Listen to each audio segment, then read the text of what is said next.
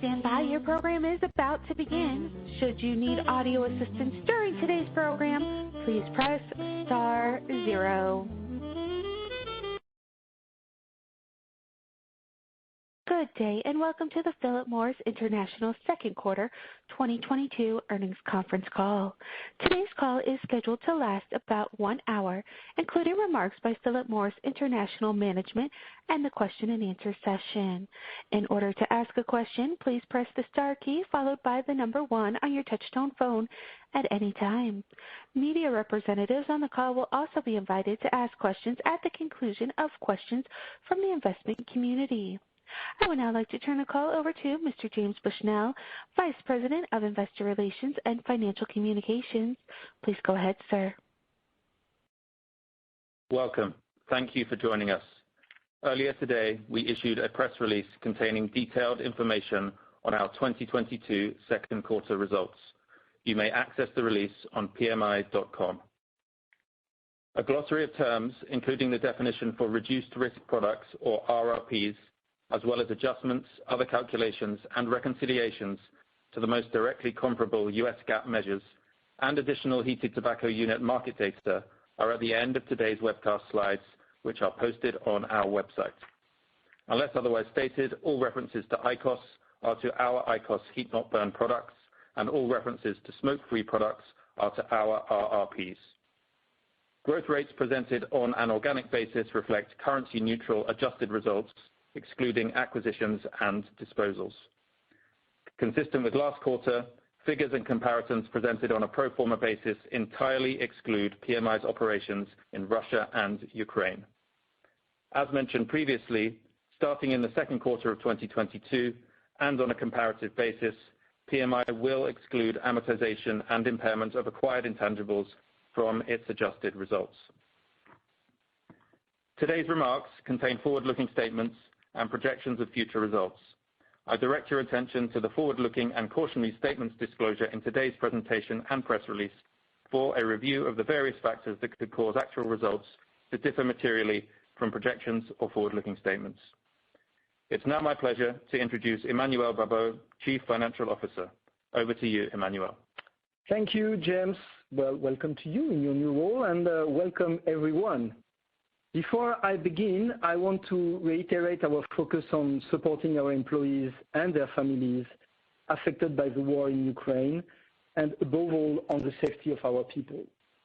We continue to deploy pledged humanitarian support and additional benefits for our Ukrainian employees. As previously announced, we intend to exit the Russian market in an orderly manner as the complexities of continuing to operate in Russia increase, such as supply chain challenges and financial and banking sector restriction. We continue to actively work on options for doing so in the context of an increasingly complex and rapidly changing regulatory and operating environment, including the requirement to obtain certain governmental approval for any transaction.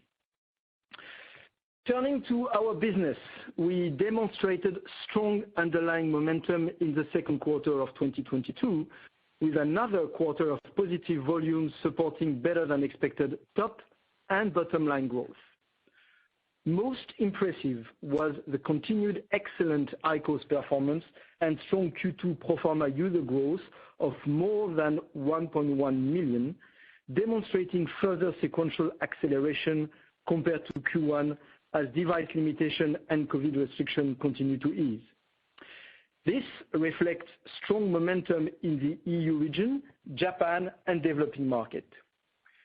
Q2 RRP pro forma net revenues grew by +11%, despite the adverse shipment timing impact due to supply chain constraint highlighted last quarter, while HTU IMS volumes grew by +20%. IQOS ILUMA delivered further impressive result in its first 3 markets of Japan, Switzerland, and Spain. The acceleration in category growth in these diverse geographies highlight the exciting future growth opportunity across the world, including in the latest launch market of Greece. In combustible, robust Q2 pro forma volume growth of +2.4% and organic net revenue growth of +4.2% were driven by Marlboro share gains, stronger pricing, and the continued recovery of the market. Maintaining leadership of the cigarette category allows us to maximize the switching of adult smokers to smoke-free alternatives and accelerate our transformation into a predominantly smoke-free business by 2025. We expect the strong underlying momentum of our business in H1 to continue, and we are from our organic growth outlook for the year. We are now well on track to deliver 2 consecutive years of volume growth, confirming our status as a growth company in terms of volumes, organic net revenues, and margins. Despite a substantial currency headwind in 2022, we expect to deliver full-year adjusted diluted EPS of around $6, including Russia and Ukraine. The proposed addition of Swedish Match would further boost our future financial profile. This is a value-creating offer for both sets of shareholders with a compelling strategic and cultural fit, providing an additional opportunity to accelerate our smoke-free future. Turning to the headline numbers, our Q2 volumes grew by +3% on a pro forma basis and by +1.1% in total, including Russia and Ukraine. Pro forma net revenues grew organically by +6.2% and by +5.3% for total PMI, reflecting both the continued strong growth of IQOS and the ongoing recovery of the combustible business in many markets against a pandemic-affected comparison. As we anticipated and indicated previously, less unfavorable timing of cigarette shipment also played a role, notably due to replenishment of duty-free inventories. Our total organic net revenue per unit grew by +3% on a pro forma basis and by +4.1% in total, despite the expected delay of HTU shipments to Japan, as we managed through global supply chain disruption. This incorporates combustible pricing of +3.5% on a pro forma basis, or almost +5% excluding Indonesia. Our Q2 adjusted operating income margin declined organically by 190 basis points on the pro forma basis and by 150 basis points in total. As expected and communicated in our Q1 quarterly result, this reflects 4 main factors. First, investment to further expand and match the speed of growth in our smoke-free portfolio. This includes the initial higher cost of ILUMA devices and HTUs and the transitory dilutive margin impact of higher device sales as we roll out ILUMA and replenish distribution channel as device constraint ease to support re-accelerating IQOS user growth. Second, the impact of supply chain disruption, notably due to the war in Ukraine, including around $80 million in additional air freight expenses. Third, inflation of around 4% in our cost of goods, driven by the global pandemic recovery and exacerbated by the war, notably for certain direct materials, wages, energy, and transportation costs. And last, a challenging prior year margin comparison, which included substantial cost of goods sold productivity savings. Despite these atypical margin challenges, our robust top-line growth and ongoing cost efficiency enable us to deliver +5.6% growth in pro forma currency-neutral adjusted diluted EPS, ahead of expectation to $1.32 and +3.8% growth for total PMI to $1.48, including Russia and Ukraine. Looking at the first half of the year now, our volumes grew by +4% on a pro forma basis and by +2.2% for total PMI. Pro forma revenues grew by +8.1% and by +7.1% in total, also driven by strong IQOS performance and the recovery of the cigarette category. We delivered organic net revenue per unit growth of +4% on the pro forma basis and +4.7% in total, again, reflecting the positive impact of growing HTU volumes and pricing. Our H1 adjusted operating income margin contracted organically by 110 basis points on the pro forma basis and 90 basis points in total, driven by the factors mentioned previously. We expect better margin performance in H2, a topic I will revisit shortly.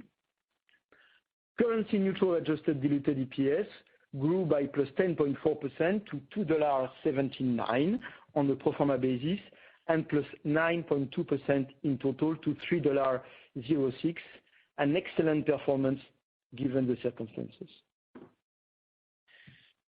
Reflecting this strong momentum, we are our guidance for 2022. With strong IQOS growth and robust trends in combustible, we foresee an acceleration in our currency neutral growth expectation relative to our previous forecast.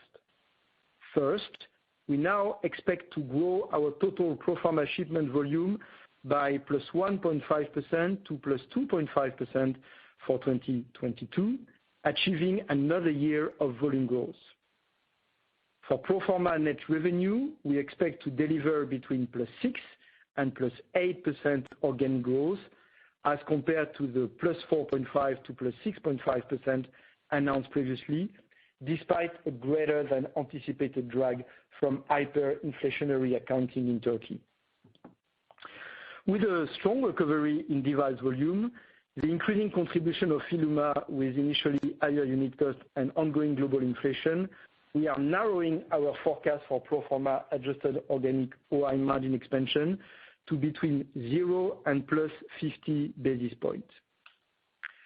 We are also raising our growth outlook for pro forma currency neutral adjusted diluted EPS to between +10 and +12%.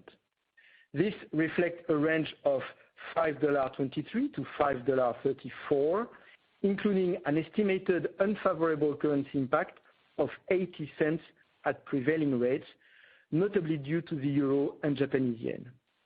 We include a slide in the appendix with further detail on this estimated impact.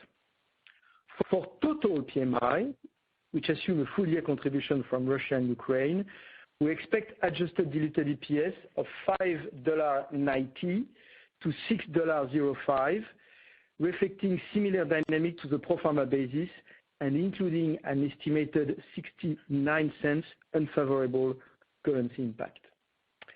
Please note our 2022 forecast assumes no contribution from the proposed combination with Swedish Match, which is expected to close in the fourth quarter of this year, subject to Swedish Match shareholder acceptance and the necessary regulatory approvals. The outlook for IQOS growth is excellent, and we now expect to deliver full year pro forma HTU shipment volume of 90 to 92 billion units, representing the upper half of our previous forecast range. With growth momentum very strong, the main constraint for not further raising our HTU volume target is our production capacity, notably for ILUMA HTUs, due to their outstanding initial success and the cancellation of production in Russia as we convert existing production line for induction consumable. We continue to expect excellent HTU growth in the coming quarters with a progressive improvement in ILUMA HTU capacity through the first half of 2023. We are prioritizing ILUMA launch markets accordingly, with further launches planned in Q4 as communicated previously. A notable further update to our outlook is an increase in our operating cash flow forecast to around $10.5 billion as compared to around $10 billion previously, despite notable currency headwinds. This includes our accelerated pro forma earnings growth forecast and an assumed full year contribution from Russia and Ukraine. We delivered robust operating cash flow growth in H1 of +14%. And as shown through the challenges of recent years, the cash generation capacity of our business remains exceptional. While flattered somewhat in 2021 by favorable timing and one-off impact, our revised full-year forecast demonstrate underlying growth against this exceptional year after also accounting for higher inflation-driven working capital requirements and currency. This underlines our ability to maintain a strong balance sheet, pay down debt, and invest in the growth of our business. Our net debt of $23 billion June 30th, 2022 decreased compared to both June and December 2021, despite H1 capital expenditure of $0.5 billion and ongoing dividend payment. Our commitment to our progressive dividend policy is unwavering, and we look forward to the additional cash flow the proposed combination with Swedish Match would bring. We also continue to expect around $1 billion in full-year capital expenditure. Moving now to the pro forma outlook for the second half, we expect to deliver strong top-line growth, organic adjusted OI margin expansion, and a further acceleration in bottom-line growth. For Q3, we expect mid-single-digit organic top-line growth driven by IQOS, with around 22 billion in pro forma HTU shipment volumes. While there is a tougher comparison for cigarettes and a modest negative impact expected from shipment timing, we expect combustible volume trends to remain resilient by historical standards. Net revenue growth will also continue to be impacted in both Q3 and Q4 by the shift to hyperinflationary accounting in Turkey. While the temporary cost headwinds in Q2 are expected to ease somewhat in the third quarter, we expect this to be broadly offset by a step-up in smoke-free commercial and R&D investment as compared to a device-constrained Q3 2021. This results in an expected Q3 pro forma adjusted diluted EPS range of $1.23 to $1.28, including an estimated adverse currency impact of 24 cents at prevailing rates. We expect a strong Q4 with a rebound in HTU shipment volume due to phasing to be most pronounced as HTU capacity constraints improve. The H2 recovery in our pro forma adjusted OI margin is also expected to be Q4 weighted. Turning back to our results, pro forma HTU in-market sales volume grew strongly by plus 20% for both the second quarter and the first half, notably driven by strong performance in the EU region. As expected, Q2 IMS pro forma growth was significantly ahead of shipment volume growth, reflecting the later timing of shipment I mentioned earlier. Our total pro forma shipment volume increased by plus 3% for Q2 and plus 4% for H1. As I touched on earlier, this put us well on track to deliver total volume growth for the second consecutive year on both a pro forma and total PMI basis. With the impressive performance of IQOS, heated tobacco units comprise 12.6% of our pro forma shipment volume in H1, or 14% in total, despite the anticipated HTU shipment timing impact in Q2. Our sales mix is also changing rapidly as we aim to become a majority smoke-free company by 2025. Smoke-free net revenues made up almost 30% of our pro forma total and exceeded 30% for total PMI in the first half of the year. IQOS devices accounted for approximately 5% of the $4.2 billion of pro forma H1 RRP net revenues. This reflects higher device volume at a lower average price than last year as we expand our device portfolio with lil and ILUMA ONE and price ladder our Blade device portfolio in preparation for the launch of premium position ILUMA. The positive momentum of IQOS continues and is further accelerating in many geographies, providing a powerful driver of revenue and margin growth. We delivered organic growth of plus 8.1% in H1 pro forma net revenues on shipment volume growth of plus 4%. This reflects the twin engine driving our top line in addition to volume. The first is pricing, led by combustible. The second is the increasing mix of RRPs in our business at higher net revenue per unit, which continue to deliver substantial growth. This is an increasingly powerful driver as our transformation accelerates. Let's now turn to the drivers of pro forma adjusted OI margin, which contracted organically by 110 basis points. Pro forma gross margin decreased by 280 basis points organically, reflecting the factors I mentioned previously as we invest in our smoke-free business and manage temporary supply chain disruption and cost inflation. This margin headwind was partially offset by better pro forma adjusted marketing, administration, and research costs, which improved by 160 basis points organically. This was driven by the positive operating leverage of RRP growth and successful cost efficiency program, where we generated around $420 million in gross cost savings, of which approximately $170 million came from COGS productivity and over $250 million from SG&A. With more than $1.2 billion of savings realized by this halfway point, we are well on track to deliver cost saving of $2 billion for 2021-2023. This allows us to reinvest in top-line growth and mitigate inflationary pressures while continuing to deliver margin expansion. We continue to accelerate investment in our commercial programs, digital engine, and R&D for long-term growth, as well as a number of growth opportunities across categories and geographies. As reflected in our full-year outlook, we expect our operating margin trajectory to improve in the second half of the year as temporary headwind and tough comparison ease. Focusing now on combustible, our portfolio again delivered growth in pro forma volume and organic net revenue in Q2. Our pro forma shipment volume grew by plus 2.4% against a pandemic-affected comparison, notably driven by Indonesia, Poland, and Turkey. In addition, we saw a continued recovery in international duty-free outside Asia as passenger traffic increases.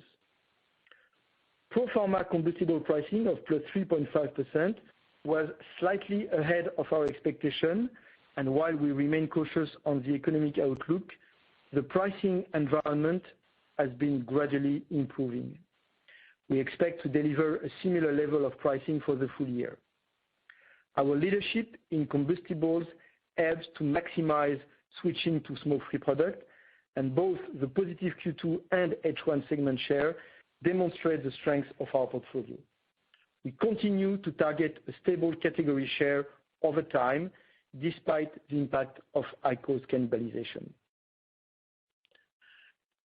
This year marks the 50th anniversary of Marlboro becoming the world's leading cigarette brand. With the return of social consumption occasion, Marlboro volumes grew plus 7% year-over-year in H1, with category share again surpassing 10% on a pro forma 12 months rolling basis. Of course, our long-standing success in building Marlboro's brand equity is a strength we are now smoke-free product as we make excellent progress with IQOS as the undisputed global smoke-free leader. The positive combination of a stable share in combustible and the continued growth of IQOS positions to deliver total market share growth over time. We capture plus 40 basis points of pro forma share gain in Q2, including gains in duty-free, Italy, Japan, and Turkey. Moreover, PMI HTU strengthened their position as the second largest nicotine brand in markets where IQOS is present, with a 7.5% share, excluding Russia and Ukraine. Moving now to IQOS performance. We estimate there were approximately 19 million IQOS users as of June the 30th on a pro forma basis. This reflects very strong growth of over plus 1.1 million users in Q2 and plus 2.2 million in H1, a record first half high on this basis. The acceleration of IQOS user growth compared to both Q1 and last year was driven by the reactivation of acquisition and retention program in many markets as device supply constraints receded, as well as the impressive start of IQOS ILUMA. While device supply constraints have eased in recent quarters, this is largely due to the success of our own proactive effort. The global supply of semiconductors remains tight, and we continue to closely monitor and manage the situation. In the EU region, we are now approaching the milestone of 9 million IQOS users, reflecting stepped-up commercial activities to drive acquisition and retention, along with the launch of ILUMA in Switzerland and Spain. Our second quarter HTU share increased by plus 1.6 points to 7.1% of total cigarette and HTU industry volume. As noted in prior years, sequential share compared to Q1 was affected by the usual seasonality of the combustible market, with the additional element of a strong year-over-year combustible recovery this quarter. Most importantly, IMS volume continued to exhibit robust sequential growth, and we expect this to continue in the second half. The strong performance includes excellent user and volume growth across the region, with notable contribution from Italy and Poland. Now, to give some further color on our progress in the region, this slide shows a selection of the latest key city offtake shares in Q2. Despite the denominator effect of the combustible category I just mentioned, share results remain very strong. Most impressive is Vilnius, the first city in the world to surpass 40% share, while Athens, Budapest, and Rome are in the mid to high 20s. Elsewhere, we are especially pleased by the results in London, Vienna, and Zurich. In Japan, IQOS ILUMA is driving, and our share of market continues to increase in key cities such as Tokyo. Most importantly, our IMS volume trends remain strong with continued sequential growth. As indicated last quarter, Q2 shipments were lower due to timing factors and should recover in the second half with a weighting toward Q4. The adjusted share for our H2 brands increased by plus 1.9 points to a record 22.9% in Q2, despite seasonality. While we are very pleased with these results, our share performance could have accelerated even further. The combustible category was notably resilient in the quarter, and our rollout of mainline price SENTIA HTUs for use with ILUMA was slightly slower than initially planned. However, early results were encouraging. SENTIA is designed to cater to its consumers switching to ILUMA and more price-conscious legal-age smokers. We also observed an increase in legal-age users switching from low-price competitive heat-not-burn product. We estimate users of competitive offering to have less average daily consumption due to lower full conversion, which we believe ILUMA should improve over time. The heat-not-burn category now represents around 1/3 of total tobacco in Japan, with IQOS increasingly driving this year's growth. In addition to strong progress in developed countries, we continue to see very promising IQOS growth in low and middle-income markets. The pro forma share of our HTU brand in the 28 such markets launched by December 31st, 2021, continued to grow and reach 2.9% in Q2, reflecting sustained growth in IMS volume. Given the large size of this market, the premium positioning of the existing IQOS portfolio, and the relatively early stage of commercialization, this represents outstanding progress. Prime examples of this are Lebanon, where Q2 offtake share in Beirut increased by plus 8.1 point to 17.4%, and Egypt, where offtake share in Cairo reached around 5%, after launching less than 1 year ago. Other notable successes include the recently launched market of Morocco and Tunisia, as well as Georgia, Jordan, North Macedonia, and the Philippines, despite pandemic restriction in Manila. Moving now to IQOS ILUMA, which continued to drive increased conversion and retention rate across initial launch market. In Japan,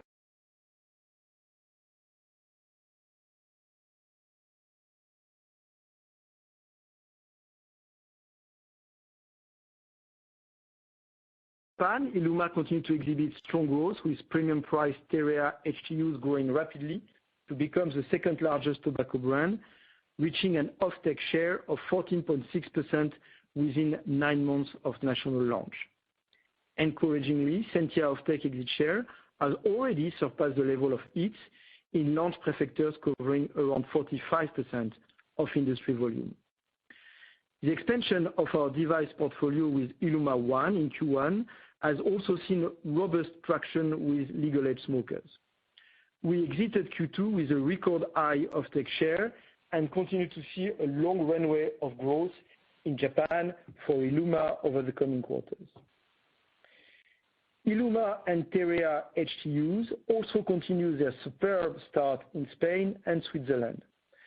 We launched ILUMA in Spain in March 2022 with very positive initial results, notably in key cities such as Barcelona and Madrid. Sequential IMS volumes grew by 27% in Q2. TEREA exited the quarter, making up over 50% of HTU sales only 4 months after commercialization, and our national HTU share has grown to +1.7%. This is especially encouraging, as Spain had been a market where regulatory restriction had limited the speed of IQOS growth. In Switzerland, the demand for ILUMA remains very strong. IMS volume continued to grow sequentially, increasing +13% in the second quarter.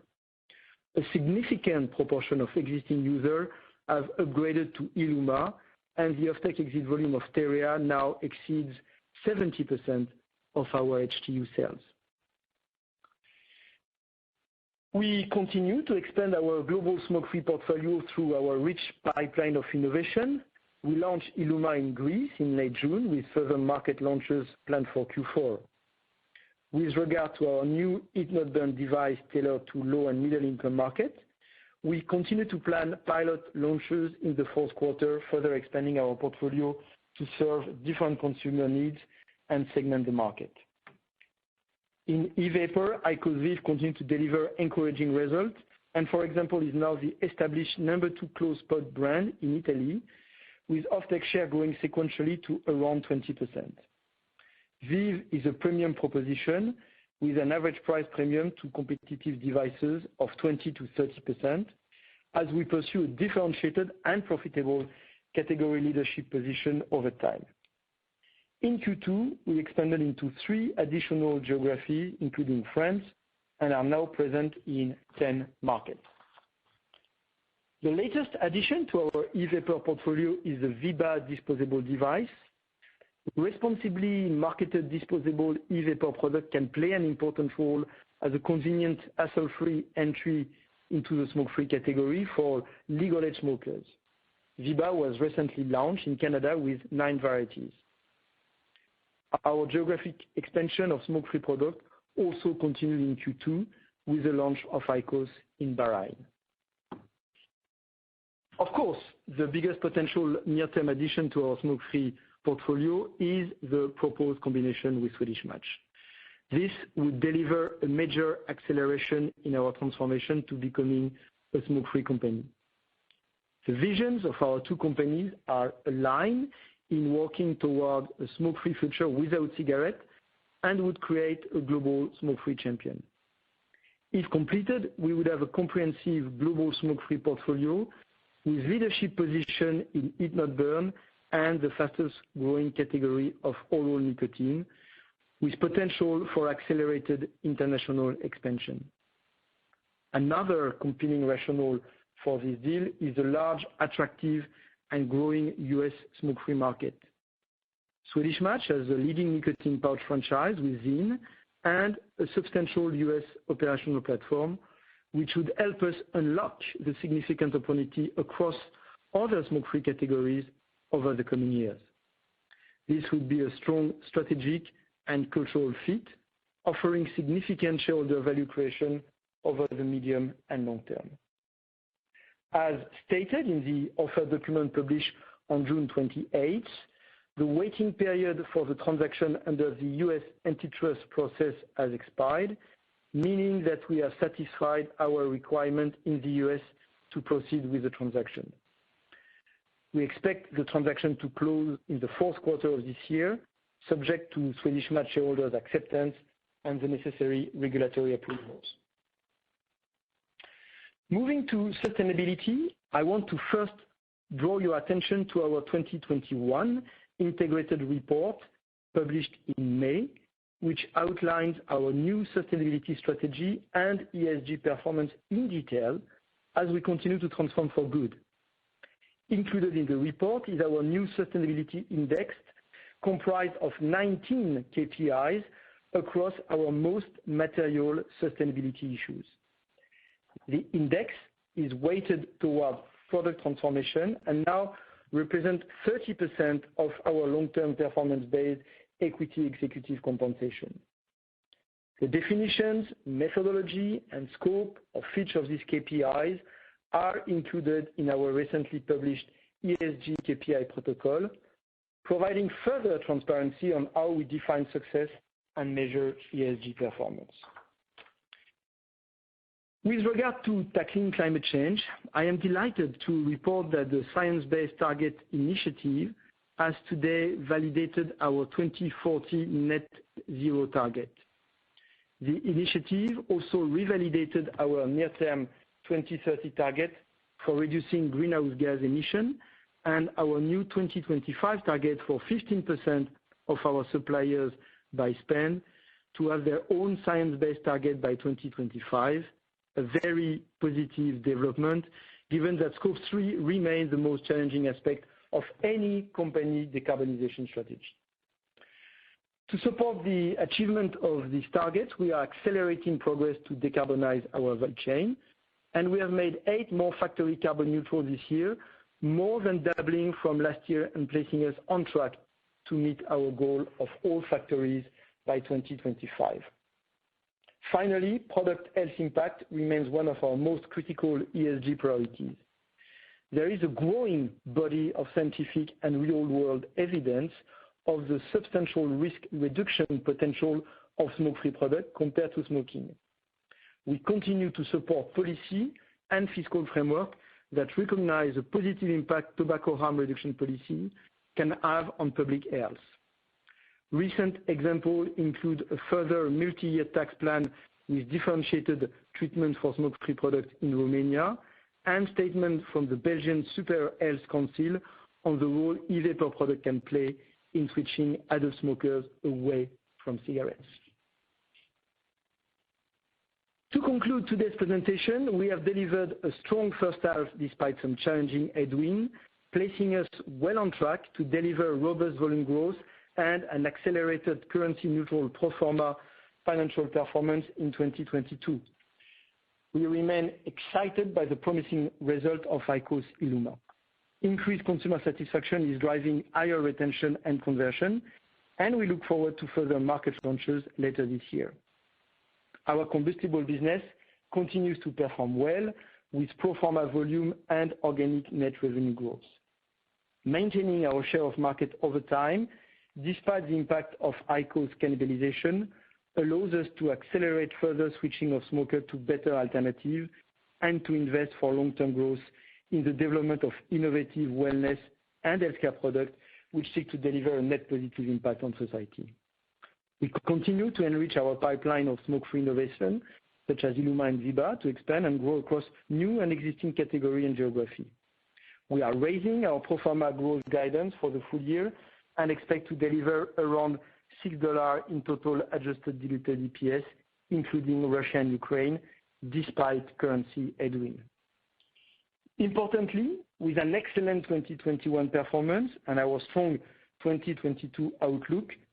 We now expect to comfortably exceed our 2021-2023 minimum CAGR target on a pro forma basis of more than +5% in organic net revenue growth and more than +5% in currency neutral adjusted diluted EPS growth. Our ambition to become a majority smoke-free business by net revenue in 2025 also remains fully intact. We are confident in the rapid pace of our transformation. Finally, we continue to be steadfastly committed to returning cash to shareholders. Our top priority for capital allocation remain reinvestment in the business and our progressive dividend policy underpinned by strong cash flow generation. Thank you, and we are now more than happy to answer your questions. Thank you. We will now conduct the question and answer portion of the conference. Again, in order to ask a question or make a comment, please press the star key followed by the 1 on your touchtone phone. In the interest of fairness and time, we ask that participants keep to a maximum of 2 questions each. If time allows, follow-up questions may be taken. You may rejoin the queue by again pressing star, then 1 on your touchtone phone. Our first question comes from Pamela Kaufman from Morgan Stanley. Your line is now open. Hi, good morning. Good morning, Pamela. I wanted to get a sense for what's contributing to the strong IQOS new user momentum that you've experienced in the last 2 quarters. Is there anything that you're doing differently, and where are you adding these users geographically? How much is driven by ILUMA versus prior IQOS devices? And then related to that, what do you estimate new user growth would be if you were not constrained by production capacity?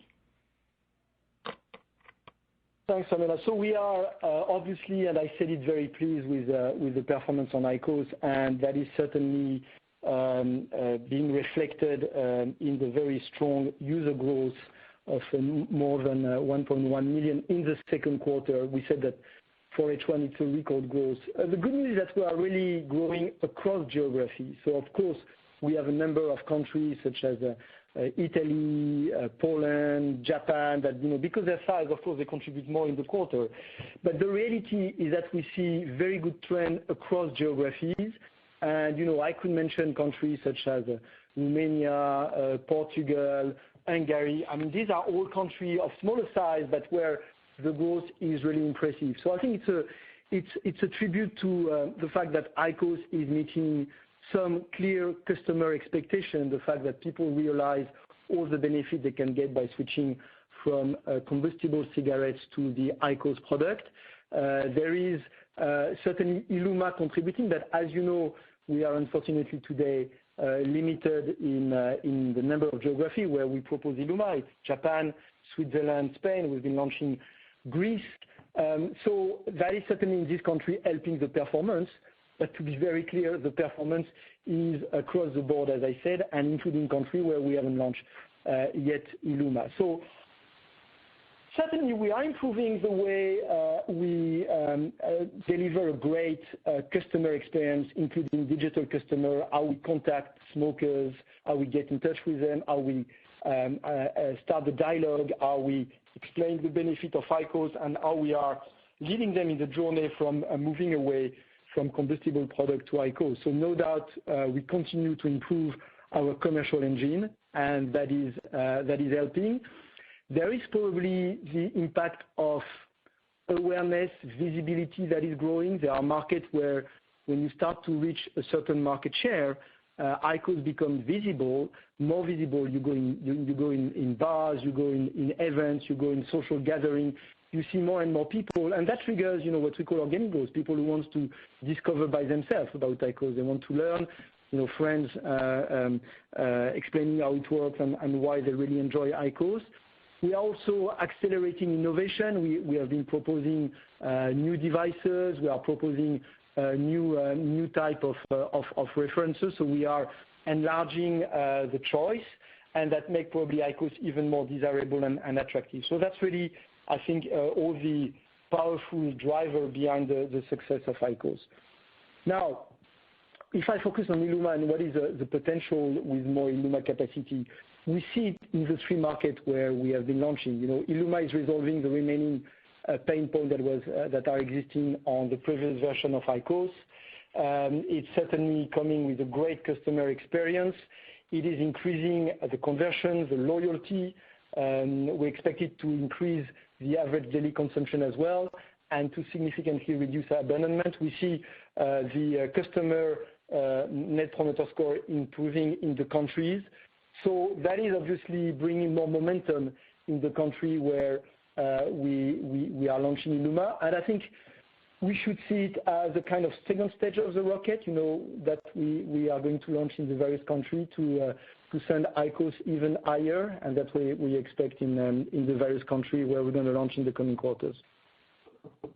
Thanks. That's very helpful. I also wanted to get a sense for how you would characterize your current appetite for additional acquisitions in the near term in light of the Swedish Match transaction.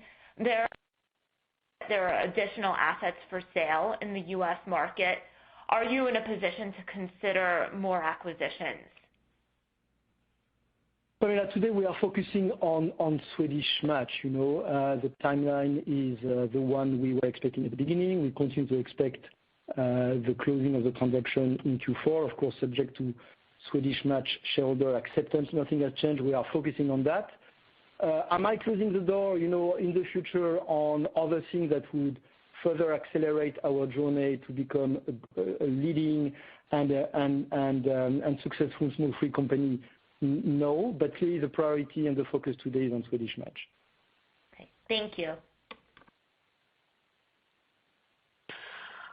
We will take our next question from Bonnie Herzog with Goldman Sachs. Your line is open. All right, thank you. Hi, Emmanuel. Hi, Bonnie.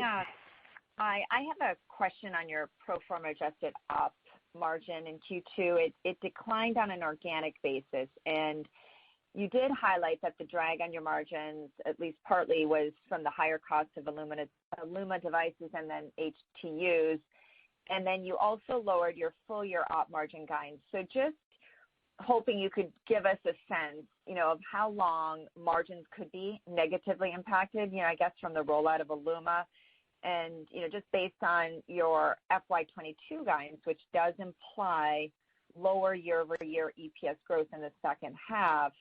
I assume, the drag on margins could be a key driver of this in the second half, but just wanted to verify that. And just kind of thinking out into 2023, should the drag sort of ease, or will that continue as you keep pushing on ILUMA?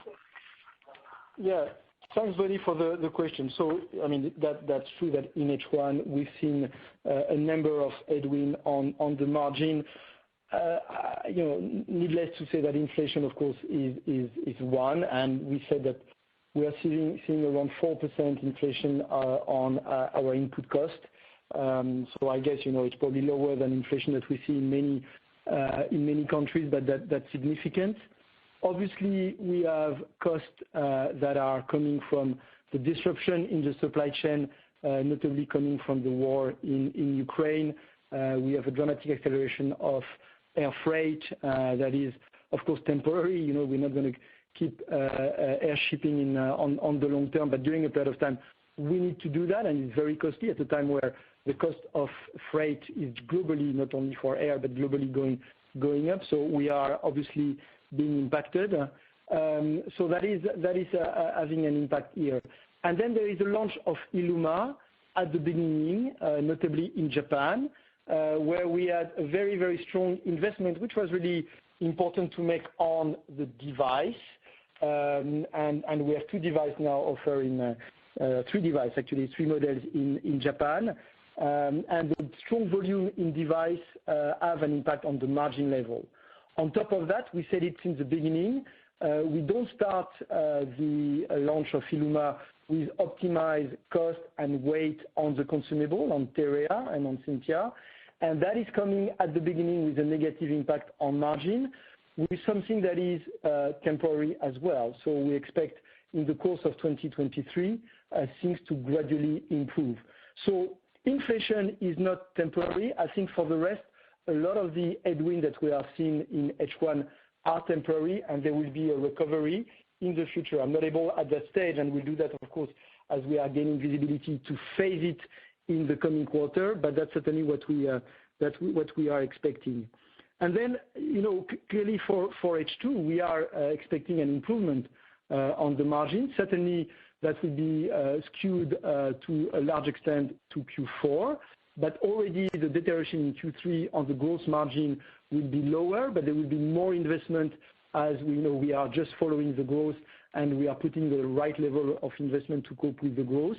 Q4 will be clearly seeing a better improvement with a better mix. Remember, we've been impacted also on the margin by the fact that the volume that we should have been shipping, that should have been in the P&L to Japan and that are having a very nice margin, are not in the P&L. And so, of course, it's another one-off that was impacting H1, but we will have the compensation in H2. So, yes, difficult beginning of the year. Doesn't mean that everything will be back to normal in H2. That will be still with some headwind. But clearly, most of what we are facing is temporary, and there will be, over time, a recovery on the margin. Okay, that all makes sense. And yes, definitely a lot of moving parts. So that was helpful. And then just my second question is on your proposed acquisition of Swedish Match. I guess, could you give us a little more color on where things are and then maybe what you see as potential risks of this transaction not happening? I guess I'm thinking about the activist involvement. In other words, I guess I'd like to hear how committed are you to this transaction and, how much flexibility do you have in terms of your leverage? I don't think you have a target leverage ratio, but you've stated in the past you want to maintain your investment grade rating. So just maybe wanted to get a sense from you of what the rough, I guess, threshold for that leverage would be to maintain that. Thanks. Thank you, Bonnie. What I can tell you on Swedish Match is, first of all, to repeat that we have cleared the U.S. requisite in terms of regulatory approval, so that is behind us. For the rest, the processes are still ongoing in several jurisdictions according to plan, and we are confirming the fact that we expect what we said in the beginning, a closing in Q4. Of course, subject to Swedish Match shareholder acceptance. And here, I would like to reiterate the fact that we believe that this is a very compelling offer for Swedish Match shareholder. Can I remind everybody that we offered a 40% premium at the time of the announcement in May.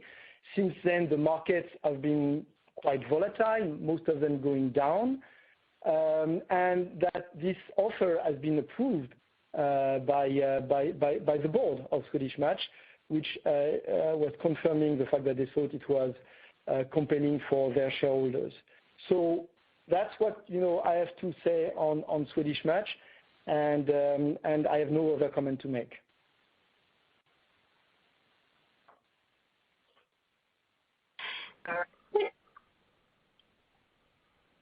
We will take our next question from Chris Growe with Stifel. Your line is now open. Hi, good morning. Hi, Chris. I just had a question for you first on the timing of shipments across the second half. You've talked about the just over 2 billion sticks that shift to the second half of the year. Does that shift mostly to the fourth quarter as we're thinking about your guidance for IQOS shipments in 3Q versus what's implied for the fourth quarter? Yes, Chris, if I can try to help you. What we expect in Q3 is shipment to be much more in line with the underlying growth that we have seen on the IMS in H1, which was around 20%. So that's what we expect in shipment, but we don't expect the recovery of the shipment that have been missing in H1. We expect this recovery in Q4, where we continue to expect very strong dynamism of IQOS consumable, but then the shipment will be in Q4 above IMS to broadly align for the year shipment and IMS. So that is the phasing that we expect for the year. Okay, thank you. And just one other question on in relation to device sales. They've been a little elevated here as you had more availability. Does that remain elevated even in, say, the first half of 23 as you continue to build, your availability of devices? And is that the right timeline to think about the point where you'll have, let's call it full availability of devices is in the first half of 23 based on the chip shortage? I think you have two elements, Chris, here. The first one, remember, we had some constraint on device availability that started in Q2, some impact in Q3 and H2, last year. So of course, there is an increase in the device level this year based on low comp. So that's the first element. And I think it's really important we realize how important it is to make sure that smokers can have access to IQOS device to get converted. So I think it's important that we make commercial effort here, and I think we're doing that well. And we see that our device versus maybe some device from the competition is clearly getting to a better conversion. On top of it, and that's the second element, it is clear that with ILUMA there is a wave of replacement. So we see in the market where we've launched ILUMA a rapid replacement of existing IQOS blade device by IQOS ILUMA, and that this wave of replacement is creating a very strong one-off acceleration in the level of device. When people will be equipped, when the core consumer will be equipped, that will be behind us, but we have to go through that, and that is having, on a temporary basis, a negative impact on the margin. Thank you. Thank you. We will take our next question from Vivien Azer with Cowen. Your line is open. Hi, good morning. Good morning. So my first question has to do with the proposed elimination of menthol variants in the EU for heat-not-burn products. Could you please offer some color on your menthol mix in that geography, and then secondly, an outlook on the timing of that proposal? Thank you. Look, I'm not sure we disclose the component of menthol. Of course, that's a minority of our business. What I can say about that is that we have to understand that this is a move in application from the TPD in Europe. So it's not a decision; it's an application based on the TPD of 2014, which in certain circumstances was planning for a kind of automatic ban to be implemented. Now, this still needs to be approved by the Parliament and by the European Council that will be in front of these two bodies later on in 2022, and we'll see what is the final decision.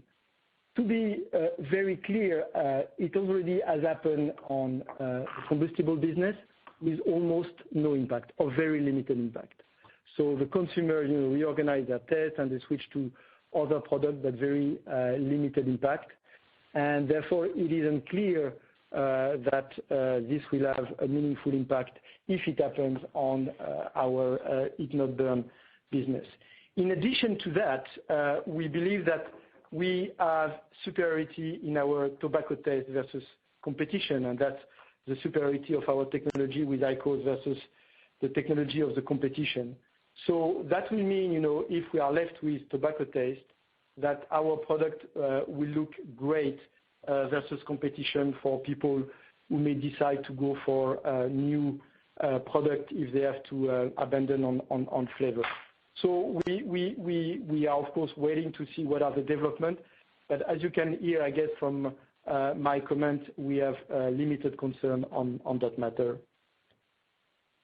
Certainly. Thank you for that. My follow-up question is on IQOS. My follow-up question is on IQOS in the U.S. If we can just revisit the timing of reintroducing that product into the marketplace, please. Thank you. Yeah, we expect to be in a position to reintroduce IQOS in H1 of 2023. I cannot be more precise at that stage. We continue to work on the plan to be able to do that, and of course we'll keep you posted when we have more clarity and a more precise reintroduction date. Thank you. Thank you. And we will take our last question from Gaurav Jain with Barclays. Your line is open. Hi, good morning. Hi, Gaurav. Hi, thanks a lot, Emmanuel. So a couple of questions from me. So one is on Russia. So the way you are now guiding, you are including Russia for the full year, and earlier you had included Russia just for Q1. So can you still export devices into Russia, IQOS devices, because you still have IQOS shipments there? And also, can you take cash out of Russia to pay the dividends which you are paying in USD? Thank you, Gaurav. So yes, I confirm that we can still export our device. They are not covered by sanction, and therefore you have many parts of the business that are disrupted on the supply chain, but that one for the time being, because of course you never know how this can evolve, is not impacted. On the payment of the dividend, I'm not able to tell you because we did not try to pay a dividend, so I'm not able to answer. What I can tell you is that for the time being, we've been making the usual payment between our subsidiary and us, in terms of procurement, in terms of any kind of royalties or intercompany normally. So that's what I can tell you at that stage. Okay, thank you. And my second question is on the Canadian market. So clearly you do not consolidate Canada, but you give the volume numbers. So the market is down 16% in 1H22 and 19% in Q2. And the retail pricing, I think, is 6 to 7%, which is, not out of ordinary. And then you have been mentioning this e-cigarette cannibalization, and you have launched Viba, the disposable device in Canada. So what's exactly happening in Canada? Is it that e-cigarettes are now growing very fast and cannibalizing the market? Could you just help us understand that? Yeah, I think that is a market where you may have some basis of comparison and some one-off element, but the trend is clearly, so don't take the minus 60% as a reference for the market. But clearly the trend is for combustible business to go down and for smoke-free product, including vaping. But our ambition is also to grow fast, eat not burn, to develop nicely as a substitute to combustible. That's a market on which things are moving rapidly. Okay, sure. Thanks a lot. Thank you. I would now like to turn the program back over to management for any additional or closing remarks. Well, thank you very much for participating to this call today. We were delighted to share the very good progress that we are making on IQOS and on becoming a smoke-free company, despite of course, challenges that you all know. And we look forward to talk to you soon. Thank you very much. That concludes our call today. Thank you again for joining us. If you have any follow-up questions, please contact the Investor Relations team. Thank you again, and have a nice day. This does conclude today's program. Thank you for your participation. You may disconnect at any time, and have a wonderful day.